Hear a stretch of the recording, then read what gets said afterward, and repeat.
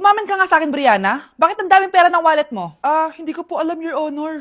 Nangupit ka sa akin, no? Your Honor, i-double check ko lang kung totoo yung sinasabi niyo. Anong Your Honor? Nanay mo ko. Nagsasabi nito. Anay, alis lang ako. At saan ka na naman pupuntang babae ka? Sa boyfriend ko po, Your Honor. Your Honor? Saka din eh. Bawal na umalis, gabi na. Gusto ko siya makita. Gusto ko makita sa mata niya na nasabihin niya sa akin, mahal niya ako. Gusto mo ito makita mo?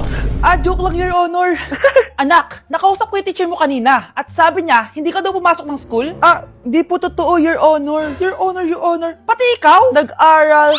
Ako kanina, baka di niya lang ako nakita kasi nasa farm ako. Ha? Anong farm pinagsasabi mo?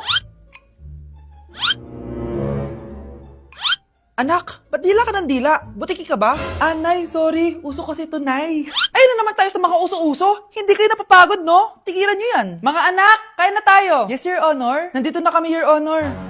Tama na ka, Your Honor nyo. Your Honor, kain na tayo. Tama na! Tumigil na kayo! Your Honor!